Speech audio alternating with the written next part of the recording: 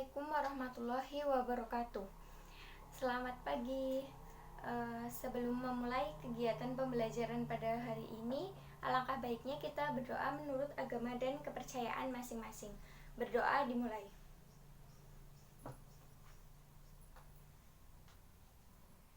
Berdoa selesai.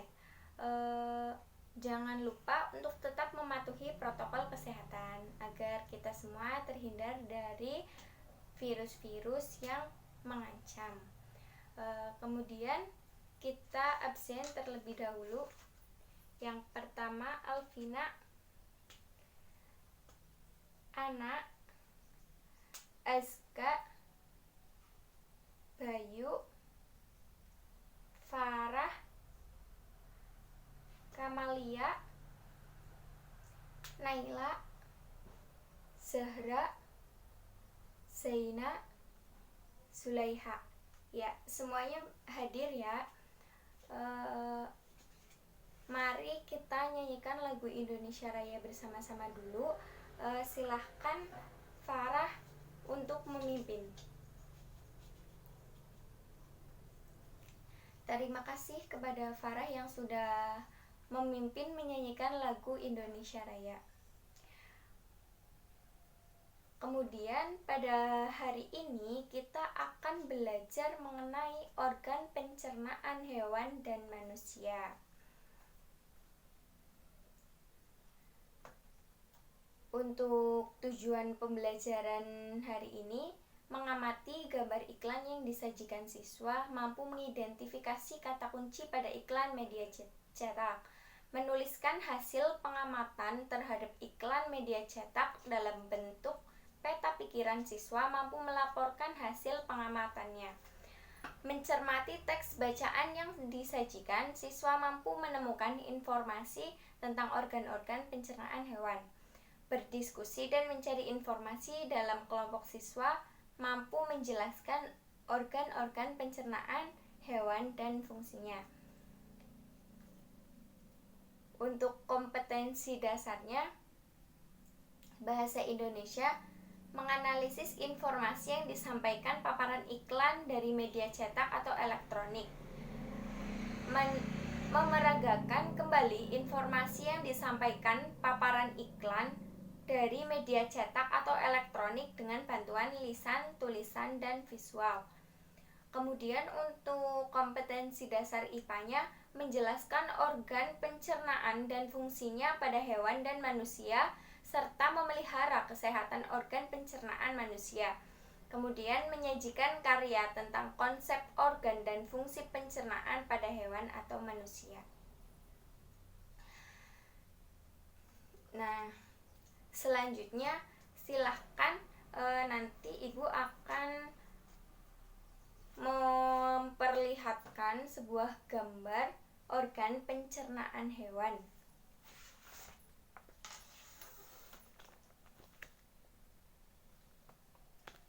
Nah, di sini ada organ pencernaan sapi. Di sini sudah ditunjukkan nomor-nomornya. Silahkan satu persatu maju dan menempelkan. Atau Ibu sebutkan saja ya.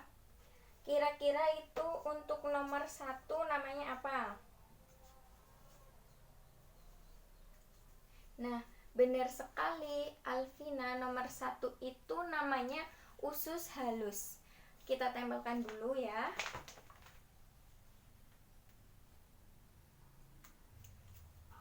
Nomor 1 usus halus. Nah, kemudian yang nomor 2 adalah rumen. Kita tempelkan.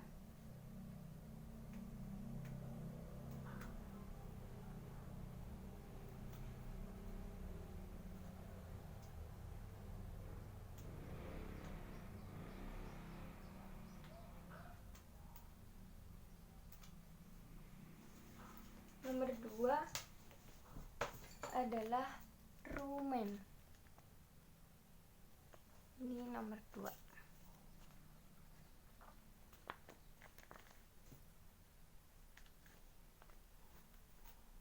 Kemudian yang nomor 3 apa? Nomor 3 adalah omasum.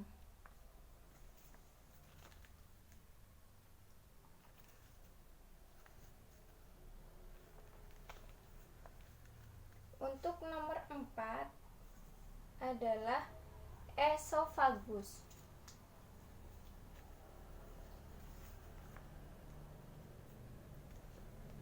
Nomor 5 adalah abomasum.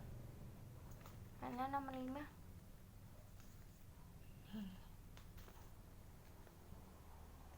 Nomor 6 adalah retikulum. Nah, semuanya sudah ditempel.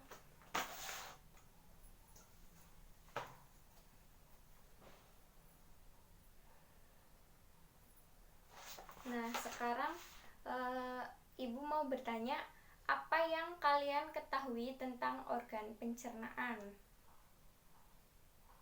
Ya, benar banget. Organ pencernaan yaitu organ yang mencerna makanan yang masuk dari mulut ke tubuh kita. Apakah organ pencernaan itu penting? Tentu saja penting. Kalau tidak ada organ pencernaan, bagaimana makanan yang kita telan itu dapat dicerna oleh tubuh? Bagaimana sari-sari dalam makanan dapat dipisahkan dan dijadikan energi untuk melakukan kegiatan sehari-hari? Nah, kita kan setiap hari butuh yang namanya energi.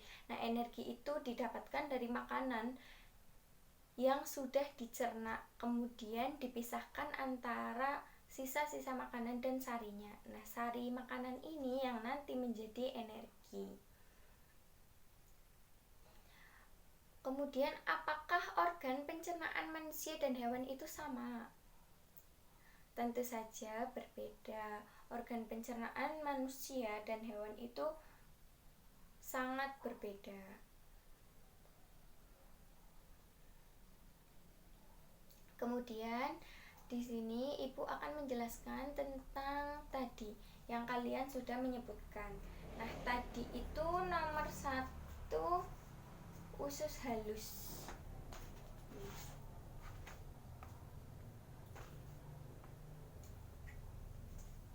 Ini adalah gambar usus halus.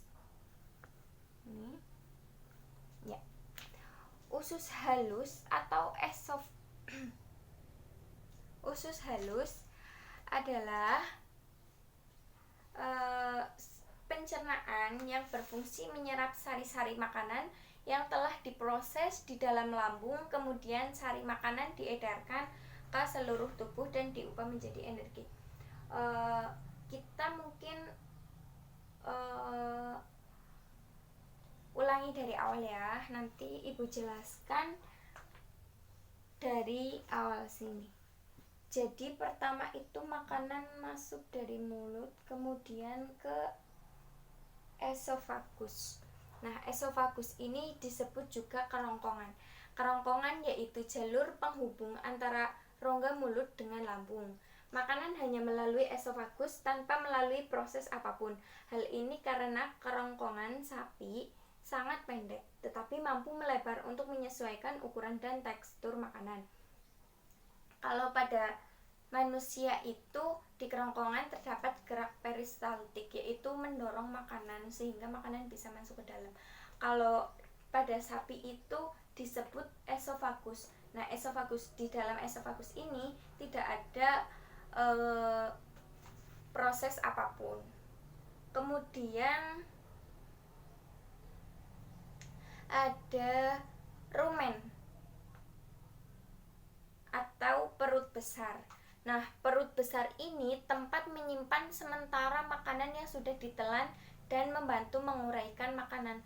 Jadi dalam sapi itu tidak langsung dicerna makanannya. Jadi setelah nanti dikunyah, kemudian masuk ke esofagus, melewati esofagus, kemudian disimpan sementara di rumen atau perut besar. Nah, kemudian ada retikulum atau perut jala. Nah, retikulum itu di sini. Ini retikulum. Ini esofagus. Ini retikulum. Ini esofagus. Ini rumen atau perut besar. Kemudian ini retikulum. Nah, untuk di retikulum ini tempat mencampur makanan hingga menjadi gumpalan-gumpalan kasar atau disebut dengan bolus. Setelah itu, makanan akan kembali ke rongga mulut untuk dimamah kedua kali hingga teksturnya lebih halus. Kemudian selanjutnya adalah omasum atau perut buku.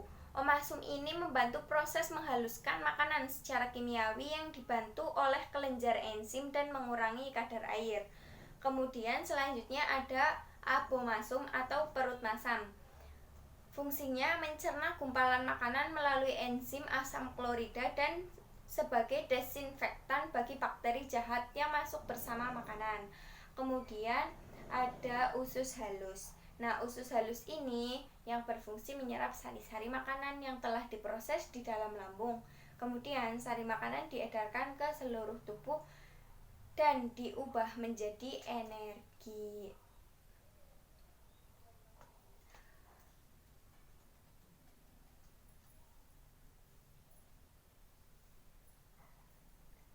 Kemudian di sini Ibu punya teks iklan.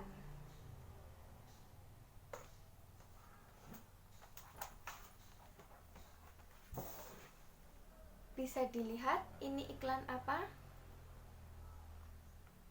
Ya, ini adalah contoh iklan untuk makanan hewan. Ya.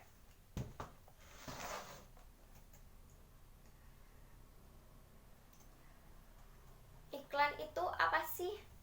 Ada yang tahu?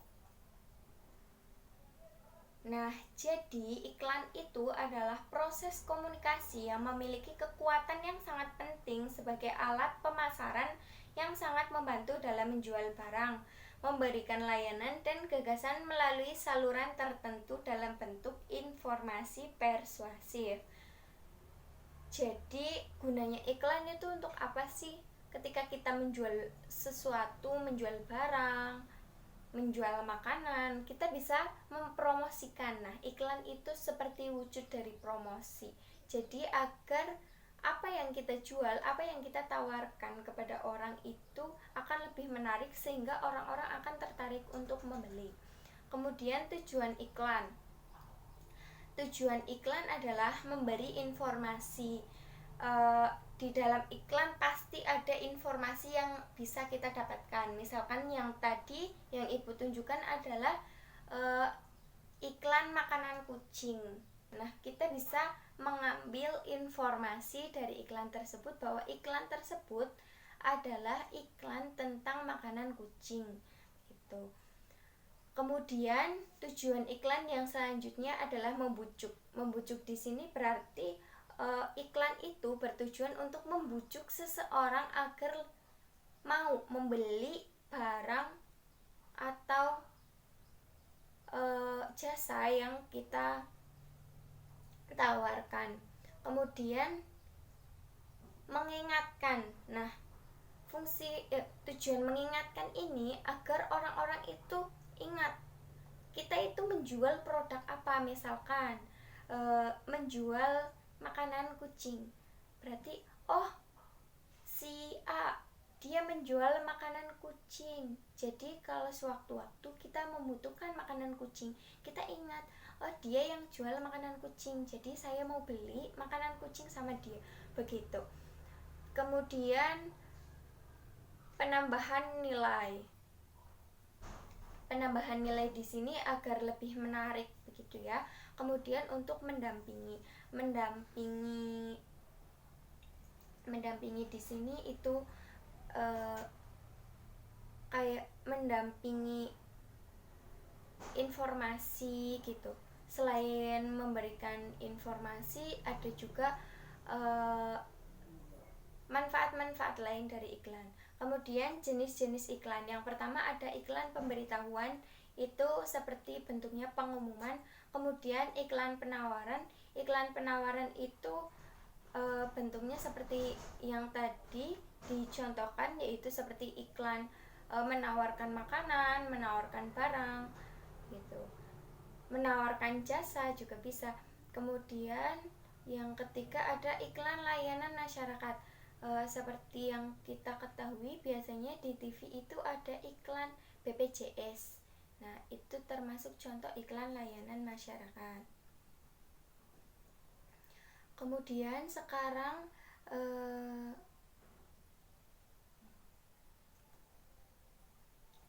kalian silahkan menggambar sebuah poster yang berisi tentang organ pencernaan pada sapi bersama dengan teman sebangkunya. Jadi kelompokkan dengan teman sebangku menggambar sebuah iklan organ pencernaan, sebuah poster, bukan iklan ya, maaf, sebuah poster organ pencernaan sapi.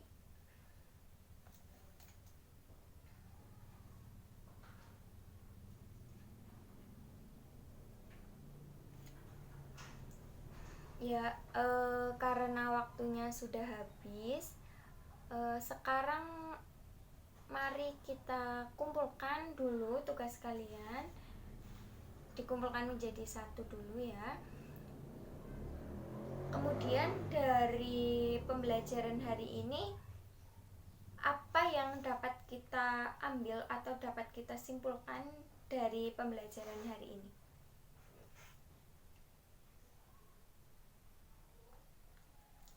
Nah, kesimpulan pada hari ini adalah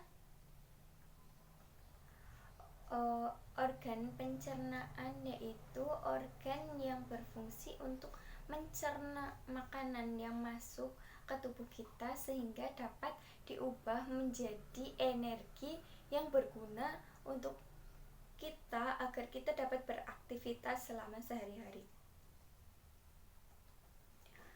Kemudian iklan sendiri adalah seperti promosi agar barang dan jasa yang kita jual atau kita tawarkan bisa menarik orang lain, sehingga apa yang kita tawarkan itu bisa laku di pasaran. Selanjutnya, apakah ada pertanyaan untuk materi pembelajaran hari ini? Kalau kalian tidak mau bertanya, maka ibu yang akan bertanya.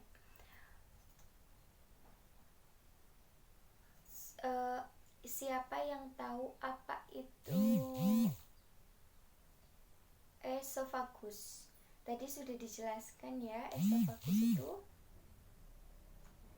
apa? Iya, esofagus itu sama dengan kerongkongan. Nah, di sini tidak ada proses apapun, jadi makanan hanya melewati saja. Kemudian apa itu abomasum? Ya, benar banget ya. Abomasum itu adalah perut masam, yang di sini fungsinya untuk mencerna gumpalan makanan melalui enzim asam klorida dan sebagai desinfektan bagi bakteri jahat yang masuk bersama makanan. Kemudian apa saja tadi jenis-jenis iklan? Iya, yang pertama ada iklan pemberitahuan, kemudian iklan penawaran, kemudian iklan layanan masyarakat.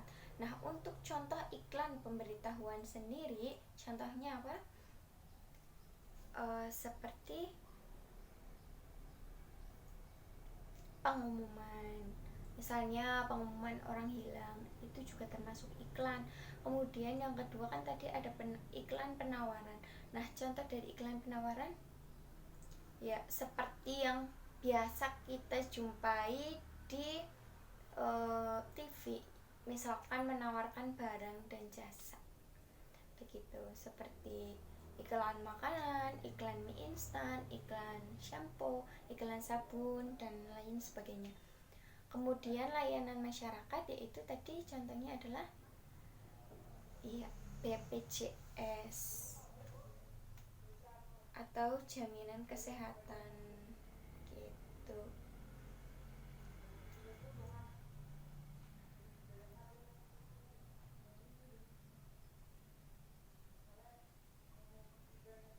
Nah, untuk dikerjakan di rumah, nanti ibu akan memberikan sebuah evaluasi.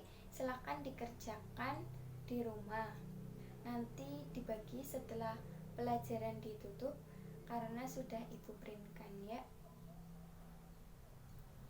Baik, terima kasih untuk kalian yang sudah mendengarkan, sudah mengikuti pelajaran, dan terima kasih juga karena tidak ada yang alfa dan izin untuk pembelajaran hari ini.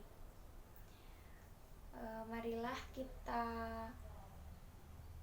akhiri kegiatan pembelajaran hari ini dengan berdoa menurut agama dan kepercayaan masing-masing. Berdoa dimulai. Berdoa selesai. Terima kasih. Kurang dan lebihnya mohon maaf. Wassalamualaikum warahmatullahi wabarakatuh.